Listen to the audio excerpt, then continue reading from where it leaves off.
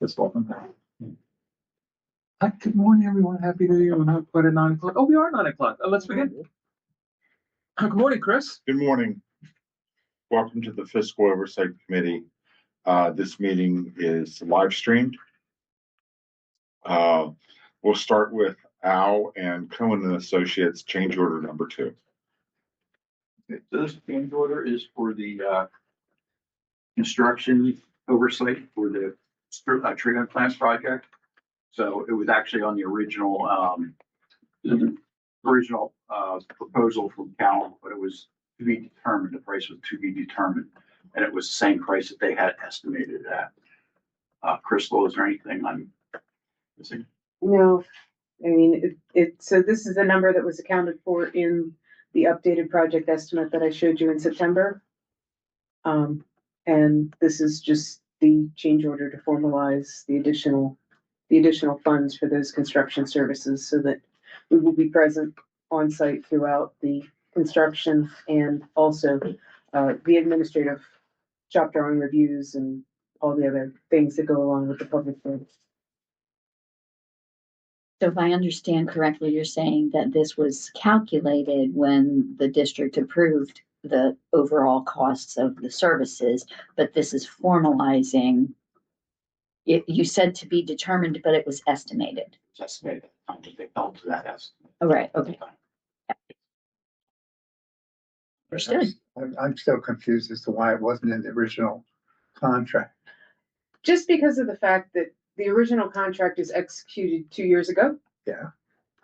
So by putting the number, formalizing the number now gives us an opportunity to look at our 2026 rates and make sure that we still have enough in that budget to comfortably cover what we anticipate will be involved in the construction review. If we'd have put an estimate on it in 2024, we probably would have been increasing it to cover additional rates, basically.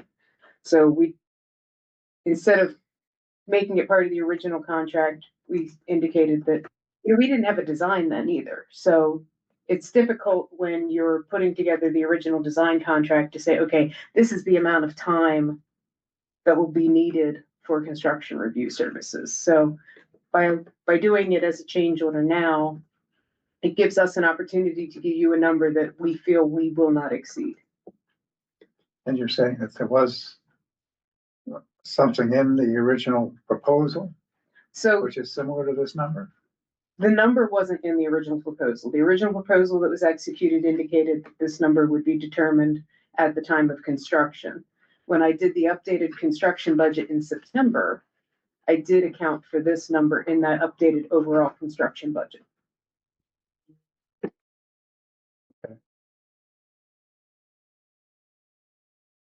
Not real happy, but I think it's what we got to deal with. I apologize.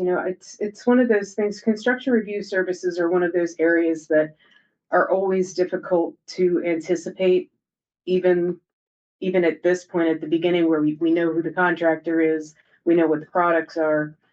It's still difficult to anticipate, and it's one of those areas that trying to do it at the very beginning of the project before we have a design hasn't proven beneficial for us in the past. We end up underestimating significantly the challenges that'll come up in the construction. So being able to provide the number at this point when we have a more clear idea of the scope of the construction and we know who the contractor is, we feel it gives us a better opportunity to give you a number. Like I said, this is a not to exceed number, and we feel that we will not need to exceed it. I guess I'm just confused as to why it's a change order and not just contracted service, if it wasn't in the original contract. It could be, I could present it as a separate contract if you would like. Well, no, the numbers aren't going to be different.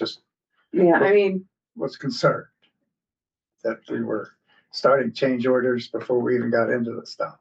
So again, I thought it might be more streamlined if it was presented as an additional allowance under our existing engineering contract. Okay. I can label it, Well, it yeah, is what it is. Okay. Do we have any other questions? So just out of curiosity, this is a design build? The no, way you're forming it, the way you're stating it, because, I mean, the way I understand it, that we didn't have the design specs, but yet we're putting things out to bid. And then we've already had a change when it came to the electrical aspect of it, because we needed to upsize the generator based on lack of and or engineering review for the inputs that was required for that generator and plant. So as we move forward here, I'm curious if we're going to have any more surprises like this, because here we have a pretty good change order before with the lack of engineering specs for our generator for this plant that now we have to overhaul the whole electrical system for. And then we have a change order now for the amount of 51,000. We say it's not a design build, but it seems like as we're going along, we understand there might be changes. But from inception of this project, there's been a couple of gray areas, I guess, that probably might have been fleshed out a little bit better until we came to this point. Just from my perspective. so at this point, the project is 100% designed. But at the point where we put it out for bid and you had TBD for 51,000, it was That's not. strictly construction review services. Okay. There's no additional design element anticipated. The design, as far as I feel it is 100% designed, and I do not expect that we should need to change anything design-wise moving forward. This is strictly Cowan Associates and construction services during construction. Our budget for having personnel on site during the construction to make sure that it is constructed per the design and per the bid drawings, per the permit that is in place for it. In addition, other administrative tasks that go along with that contract, reviewing payment requests, reviewing shop drawings, transmitting the paperwork to you guys. So this change order is strictly to the engineering services for us providing those construction review services. The design of the plant is not anticipated to change at all at this point. And shop drawing review has already begun. We've received approval on the transfer switch and the load bank for the generator. The electrical engineer requested one change to the submittal on the generator. So that's being made, and additional submittals are incoming. So your contractor is already forging ahead with the necessary documentation to get and keep the project on schedule. Any other questions? Okay. I just have a question if this, just for minutes purposes, is this something the full board needs to vote on? Yes, Okay, so that this is on the tomorrow. this is on tomorrow's agenda. Thank you. Approval? I mean, then, if we say no, what do we do? Don't move forward? We're gonna approve it. Yes. Thank you. Thank you. Thank you. All right, our next item is the 24-25 audit. Hank? Evening, everyone. Good afternoon. Did everyone Good get a morning. copy of do they all have a copy of the report? It's posted on board docs. Okay. I'll take a hard copy if we have one. Yeah, so, I don't know if we'll have Get it it now. before they're gone, too. Yeah. I printed 5 copies. I think that's what we had provided in the past, but. Thank you. And to lose things digitally.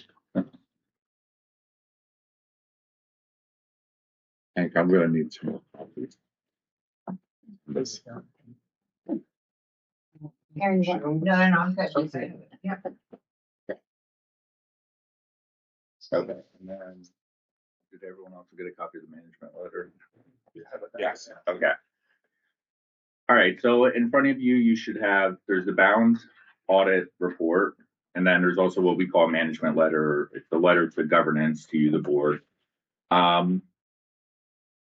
So just briefly I'm here to report on a single audit for the 24-25 fiscal year. My name's Hank Miller. I'm a partner at Gorman & Associates. We've been your local auditor for as long as I've been at the firm, and I know even before then.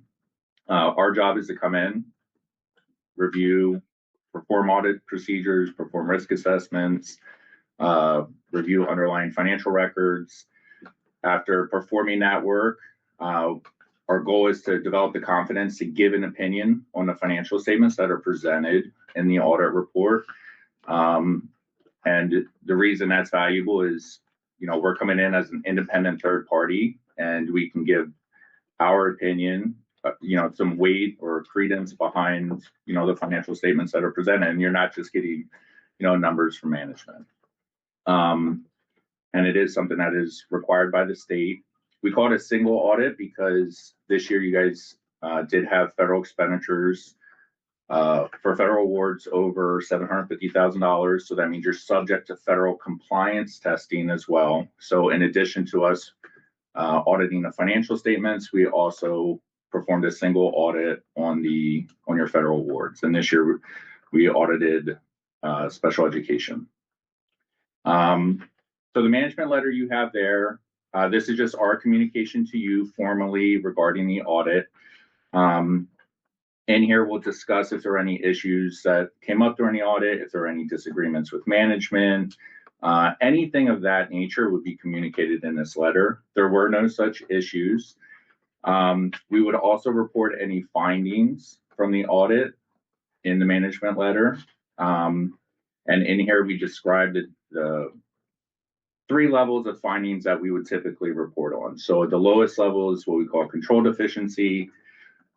A level above that would be a significant deficiency. And then a level above that is what we call material weakness. And it's all related to how those findings may or may not impact the financial statements. So this year. Do you have a question? Yeah. Well, I wasn't sure if I wanted to let him finish and see. I just want to clarify. So you indicated that we had federal monies that we used as a district of over 750,000, Correct. and that was for special ed.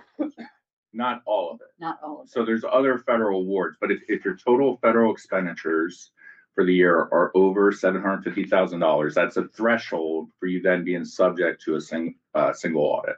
It's a compliance audit. So if you only spend, and there could be more, a lot of schools, it's mostly Title I, like the big programs are Title I, IDA, nutrition. Those are the 3 big ones. But schools typically have a lot more programs than just that, but they're a lot smaller. Okay. So is that what our district is then? The Title I, so, the food service? Yeah. So I can show you then in the audit report. Yeah. Yeah. We have a breakdown of all the federal programs. Okay.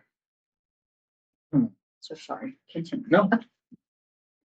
Okay, so on page 4, we show there were no material weaknesses, no significant deficiencies. We had 1 control deficiency noted around bank reconciliations. We, highlight the issue here. Part of the reason this is in here, this was something that was noted in the prior year. If you remember from the prior audit report, there were quite a few control deficiencies and some recommendations. So we have it down to just 1 issue that we noted this year. I think this is something that can easily be fixed. It's just what happened was there are bank reconciliations being performed. When we came in for the audit, there was an issue with them not necessarily tying to the general ledger. As we went through the audit, we were able to work with management and get those to match. So it was corrected. But we noted here just because when we came in for the audit, it was an issue that came up, and it was something that was noted in the prior year as well. So that's it for the management letter. We can jump into the audit report. And I want to start on page 3. I just want to point out, this is the independent auditor's report. again, this is another report from us, just addressed to the board. Here, I just want to highlight for you, the first section is called opinions. Here is where we give our opinion on the financial statements. Again, in our opinion, we feel we're given a clean opinion on the financial statements for the year. We call it an unmodified opinion. That means a clean opinion. After the independent auditors report, we have the MD&A, management discussion and analysis. So this is in management's words, in a narrative format describing the financial operations and results for the year. Did revenues increase, decrease? Why did they increase or decrease? Things of that nature. This is not audited by us, but we do review it to make sure that the numbers, match the financial statements in the back. But again, this is prepared by management. After the MD&A, we get into the basic financial statements, starting on page 15. I'm going to point you to page 26. This is the primary financial statement that you guys will probably be concerned with. This is your statement of revenues, expenditures, and changes in fund balance. This is a comparison between budget and actual for the general fund for the year ended June 30, 2025. So you can see there, the first two columns, you have your original budget, then your final budget. Then you have your actual results in the third column. And then the last column there shows the variance for the year. So you can see by major function, as we call it, the variance between the actual and budget. So for total revenues, you had budgeted $47.3 million for the year. Your revenues came in at almost $48.9 million, so positive variance of $1.5 million. For your total expenditures, you had budgeted $51.5 million. You came in at $48.5 million, so that's a positive variance of just under $3 million. Then there's a section for other financing sources and uses. So your budgetary reserve is included down here. And so for the year, you ended the year with a surplus of $338,000. And you ended with a fund balance in the general fund of $31.1 million. Any questions about this statement? Okay. I look at it and see a net change compared to the budget of $7 million.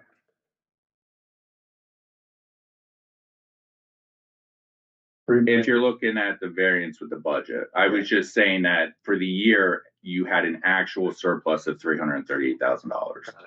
Yeah, I was just talking about actual, not a budget surplus but the $338,000 is what's actually contributing to your budget for the following year. And that includes the actual revenue and the actual expenditure. Yeah. And there was no, we call it fund balance, but there was no fund balance budgetary reserve used. Correct. To do this. So whatever was put in the budgetary reserve was not used. Correct. Yeah, so that's correct. There was a budgeted deficit, but you guys actually ended the year with an actual surplus. Yeah. Yeah. Thank you. Yep. So after the basic financial statements, we have the notes to the basic financial statements. Again, these describe the entity, describe significant accounting policies, provide additional note disclosures regarding elements of the financial statements. I'm not going to go, this is something you can read through if you have questions about particular areas. Well, what are investments? What are long-term liabilities? Those things are described in more detail in the notes. And then what I'm going to do, after the notes, there's 3 extra sections. So there's required supplemental information section, those are just additional schedules relating to your pension. Then there's a supplemental information section. Those are just additional financial statements, mostly at the fund level, that aren't required, but we feel are valuable and can provide additional information that you might find useful. And then the final section is the single audit section, and that starts on page 88.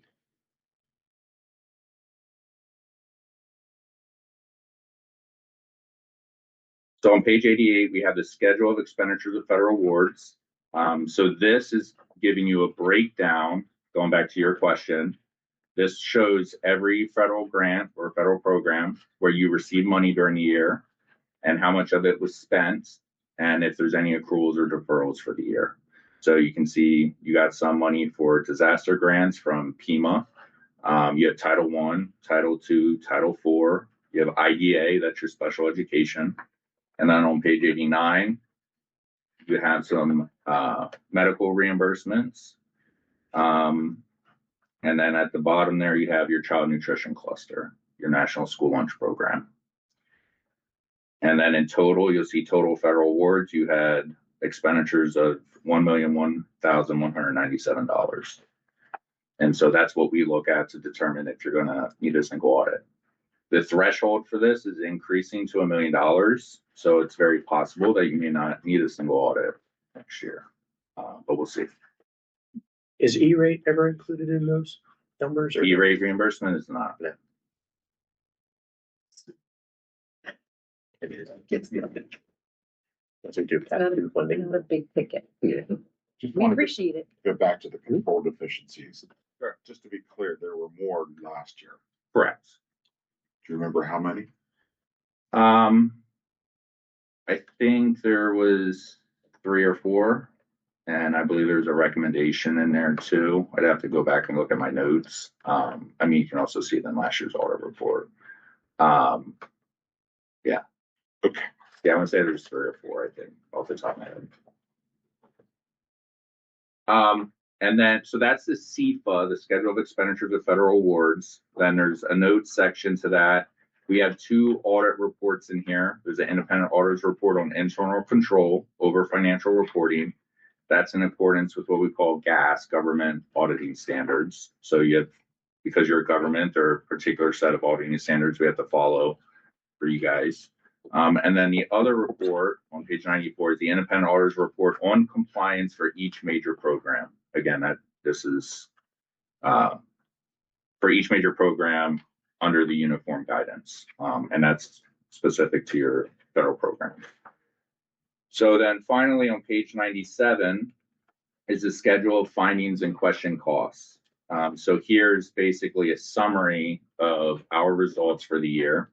So there's a financial statement section and a federal award section. So if there were any deficiencies that were either material weaknesses or significant deficiencies, then we would note them here. And the reason is there would be additional reporting, and there would also be a corrective action plan that would be required for management to put together for how to address those issues. Control deficiencies don't rise to that level. But so again, here there were no material weaknesses or significant deficiencies noted, no issues noted with the IDA program that we looked at. Also, again, it identifies what major program we looked at, IDA, and then the dollar threshold used to determine major programs and whether you guys qualified as a low risk auditee. And then on the last page, if there were any findings, again, this is where they would be summarized in detail if they were either material weaknesses or significant deficiencies. Any questions about the audit report? You guys are probably putting a budget together and you're already like 2 years down the road. Thank you very much. Yeah. Very thorough as always. We Yes. appreciate that. Absolutely. And yay. I mean, that's good. Yeah. No, you guys have a clean audit. Just to be clear, you guys have to formally accept the audit. So We accept the audit. I mean, yeah. Accepting of the so audit. this will be on tomorrow's agenda. Do you want more bound reports? Maybe like 4 more. Yeah. 4 more? Okay. Do you need them by tomorrow? No. Or, okay, we'll get them out in the mail to you though. Okay. Thank you. Thank you. Thanks so much. Good seeing you. Have a good rest of your day. See you, Hank. All right, our next action item is the annual Act One resolution saying we're not going to exceed the index. The index this year is 3.5%. This does require a vote. Yes, Yes? yes. Let's work for you guys. This is a month late, isn't it? No, it's not due until the end of January. We have typically done it in December. Yeah, we shifted it last year. I think we moved because we never do it. So we gave ourselves more time to bring a budget that's a little more, I mean, it's 2 weeks difference, but it just sort of gives a little more accurate numbers than, not perfect, but a little Okay, more. no Yeah. problem. I would be shocked if you're like, no, we want to go above the index this year. Right. Then our next item is the Adleo contract. Gary? So we're looking to change our website from School Messenger Presence to Edleo. Currently, we spend money on School Messenger Presence, plus we spend an additional funding on their ADA compliance piece, which basically scans our website for ADA compliance. It tells us what it found, but it doesn't tell us how to fix it. So Edleo has a built-in tool so that every page that you run through the Edleo tool will actually fix the page for ADA compliance. We need to be in compliance with ADA on our website and all our other sites actually by April of 2027. So that's the main reason we're making the move to Edleo. The other reason is our current site, School Messenger Presence, has a security flaw that they've been working on for over a year now, and they have not fixed yet, which concerns me because it comes up on my BitSite alerts. Every time I get a BitSite alert, that security flaw on our website keeps coming up. So those are the two major reasons we're looking to move to Edleo. The cost is pretty much the same as a School Messenger Presence plus the ADA compliance piece. And our colleagues that have more than 50,000 residents in their community. So it's based on census, not number of students, have to have this in place this year. Yes. So we have one extra year just because our census is below 50,000. Questions, anyone? So the American Disabilities Act is pushing this Yes. for False. Been like that for a couple of years. Yeah, I mean, there have been compliance regulations for years, but now they're just really finally putting some teeth to it, I think. And so the current product that we use right now, how are we gonna go about phasing that out? Just it's a So termination? if we make a commitment now, Edleo will give us the transition for free till the end of this school year, and then we'll start billing next school year. So we'll be able to transfer all of our existing website over to Edleo this current school year and then pull the trigger in July. Is there a termination clause with the current individual? No, there is not, because it's year to year. Year to year. Mhm. Any other questions, anyone? In agreement with this? I have 3 friends who just went to work there. I'm telling them. Really? Going for free. Yeah, tell them we want the implementation for free. That's right. That we will have to pay for this year, but I can soak that up in my budget, the implementation fee. And what kind of costs associated? I think it's 2,500 for the implementation. Okay. Questions? Okay, good, Thank you. Scott, good. Yep. Okay. Thank you very much. Thank Gary. you. Our next action item is a request to increase the substitute rates for 26-27. Neither Michael nor Sue could be with us this morning, so I'll do my best to explain this. Right now, our rates are below Penridge and Quakertown, so our fill rates are below Penridge and Quakertown.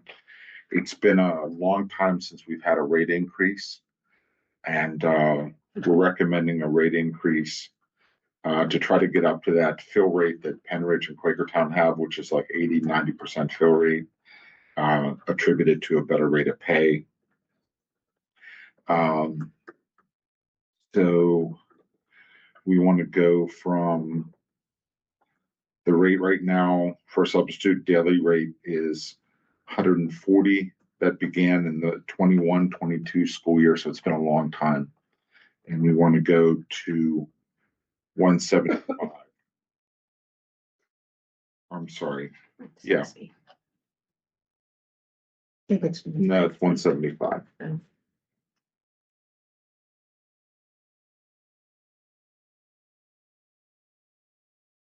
And Chris, you know what the other districts pay right now? Those other yes, districts you mentioned? one of them is at 155 and the other's at 175. So just one, two were Penridge and Quakertown. Yeah. Okay, got it. I don't know which is which. I just know these are the two districts. So we don't want to match them. We want to supersede what they're doing so we can get a Not the same as the higher one. We're going to the same as the higher one. say as high. Well, no, according to this, it's 160 per day. 2026-27 proposed substitute rates. Daily substitute 160.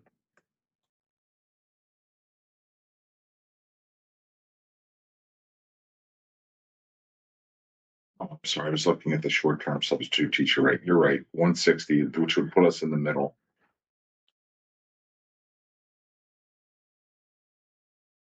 And on an average,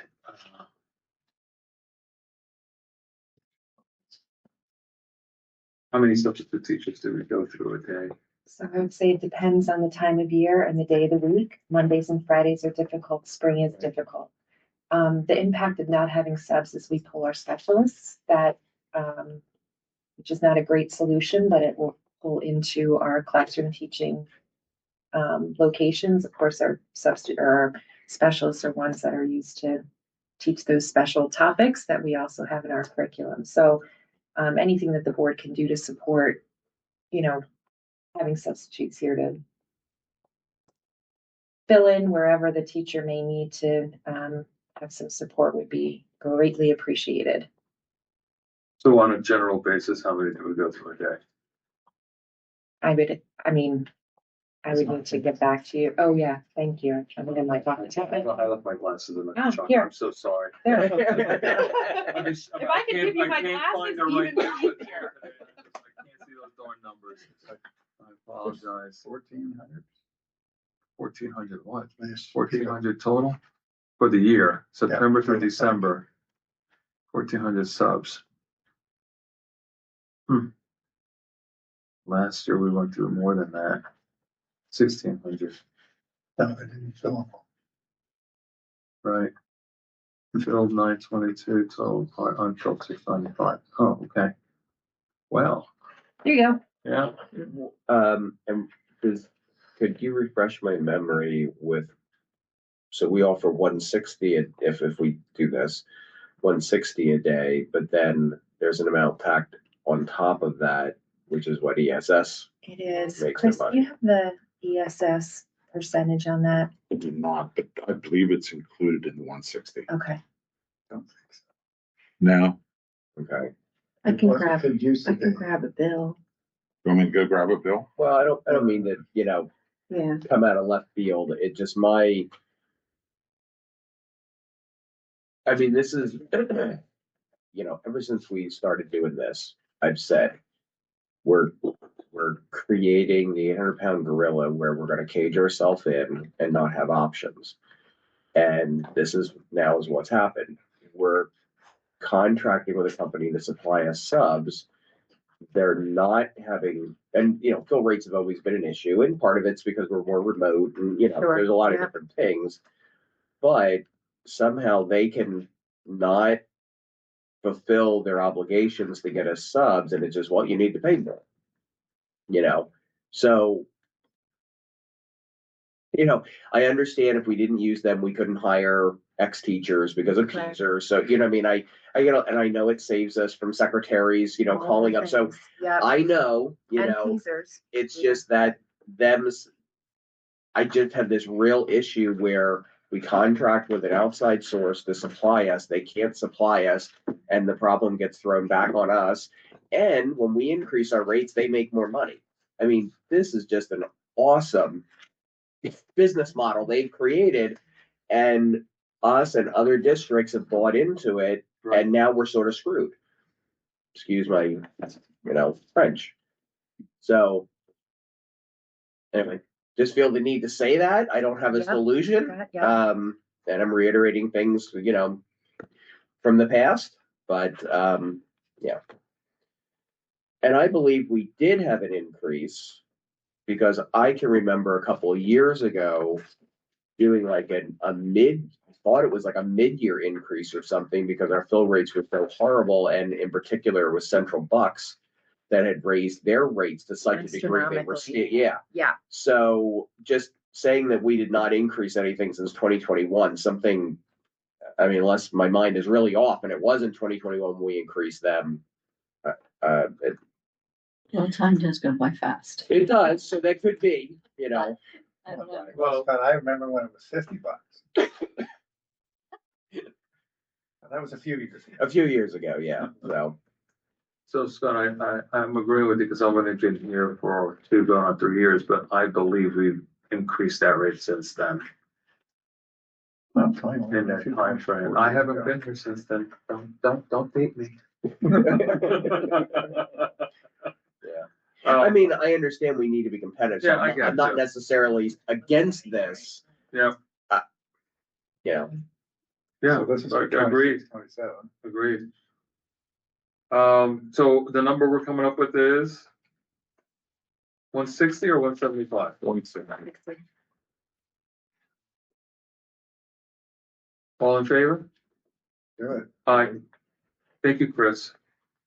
Okay. I with concerns. The next two items are informational in nature. Upper Bucks technical school budget, our contribution net will increase 52,000. Correct. And G is, Let me have a little bit to say about this. Yeah. okay, Yeah, Jim, what's going on? I'm confused. But there was a surplus. And we haven't got the audit report back yet, so we don't really know. There was a surplus, and that surplus is supposed to be used to offset some of the district expense. It's supposed to be shared back to the district. So that is. My understanding from Steve the other day was that we wouldn't see the $51,000 increase because we get that much back. But that was not his presentation. No, when we met with written him down. last week. So when we met with him last week, and you have this included in your packet. Let me see if I can explain.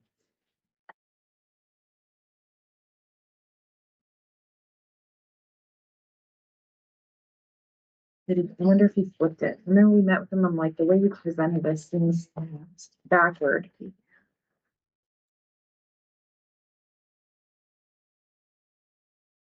Okay, so this is there, if you look, if you look on page, it's not 17 in the packet, but you're gonna see a teeny tiny 17 on the lower right corner, okay? So, looks like this. Go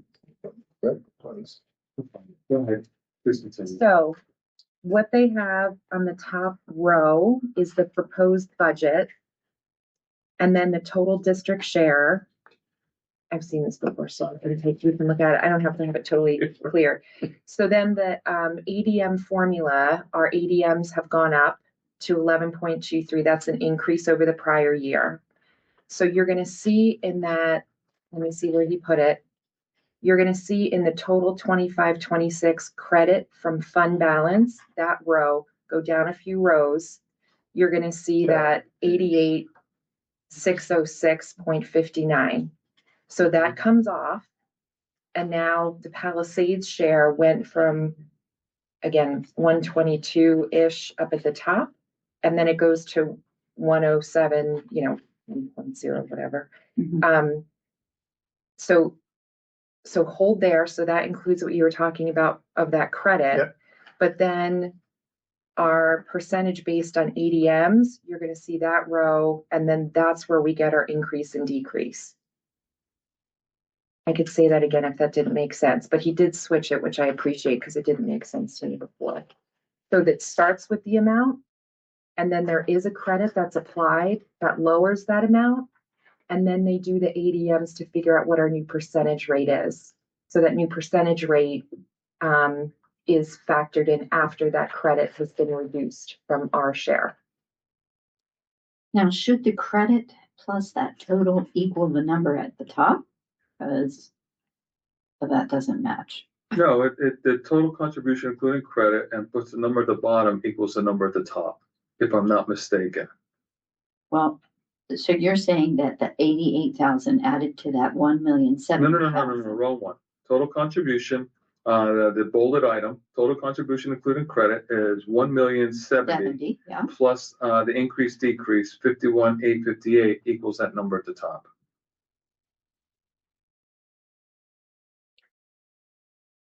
Okay, then I did not follow what Bridget was saying. Okay. Because I thought you were looking at the total district cost of the 1,122,000.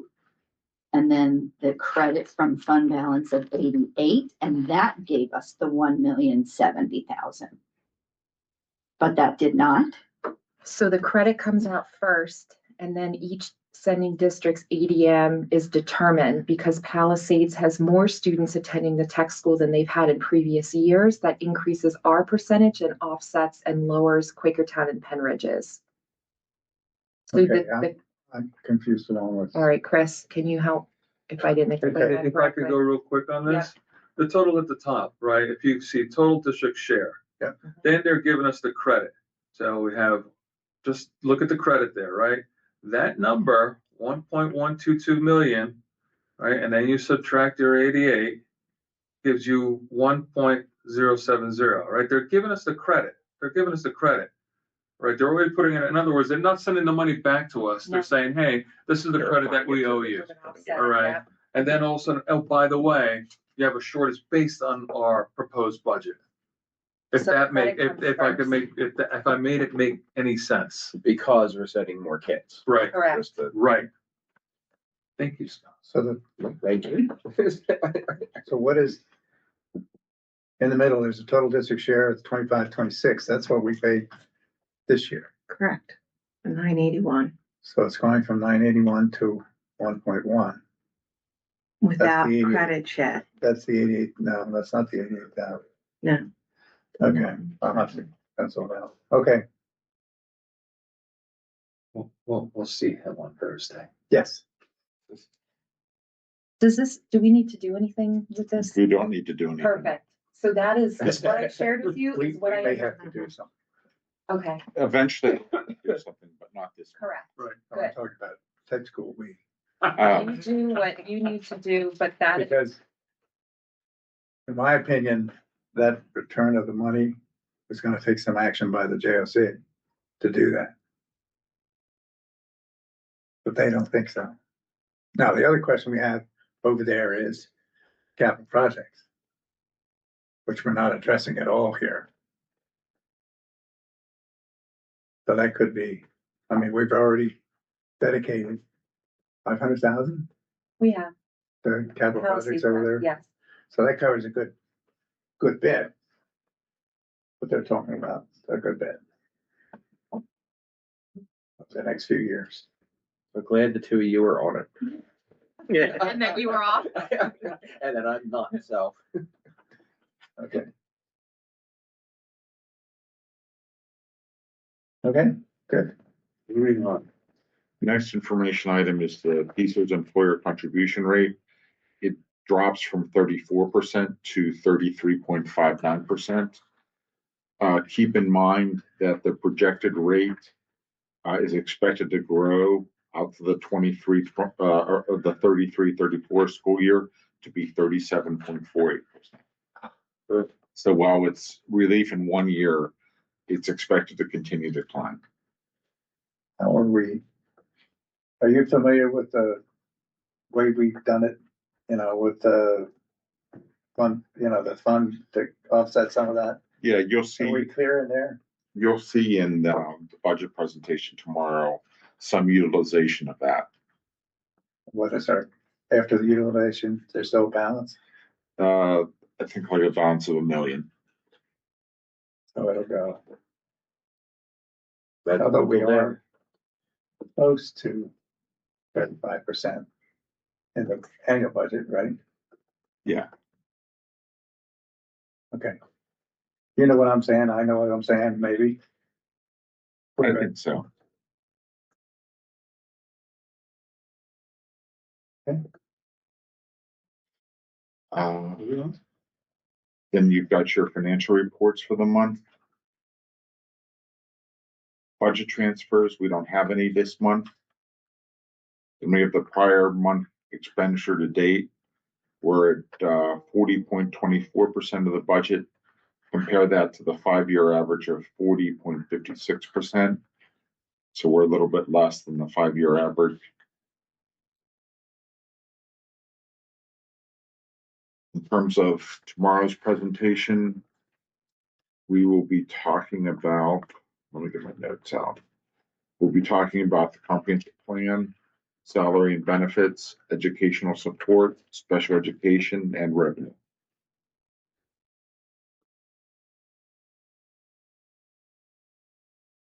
Then we've got our charter school update.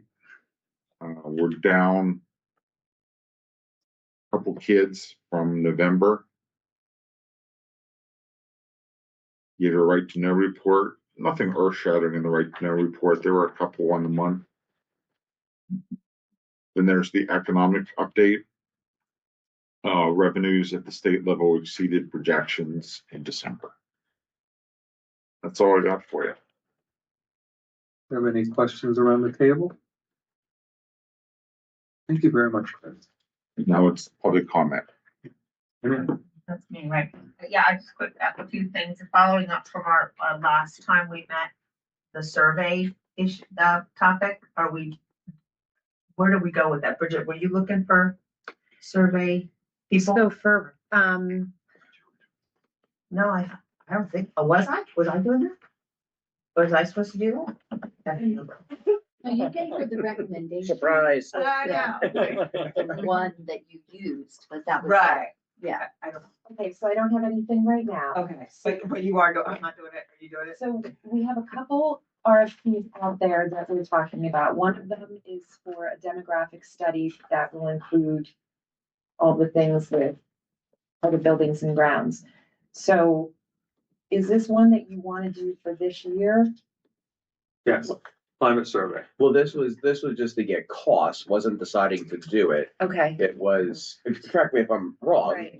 but it was just to get an idea of costs of firms to put out a climate survey. Okay. And then we have to decide, once we have that dollar amount, whether the board says, yes, we want to do it and what it would look like. There's some I think there's that's what some we questions discussed. on what the scope would be, too. Right, That's what we talked about the other Right. night. yeah. Right. And that, at least in my mind, hopefully in trying to get some pricing from different firms, that might be in there. They might, here's our pricing schedule based upon what you do, maybe some examples of things they've done at other districts, or, at least that's what I thought we might get. Okay. Thank you. And then my second question is, so tomorrow night, the budget that is talking about staffing, and refresh my memory here in terms of process. So the other night at EPS, we talked about potentially support people, coaches. When does all of that come up? Like, So there are staff, no- You do that in April? Or Correct, but there are no new staff positions that will be presented tomorrow. tomorrow night? Yes, there are no new staff in that budget. Okay, got it. And I think it's a good time, if not now, but after Chris presents the budget and you see everything, we still have to come back to my board goal that we're not using fund balance for anything other than capital improvements, retirement spike, and upper bucks. That'll be millions.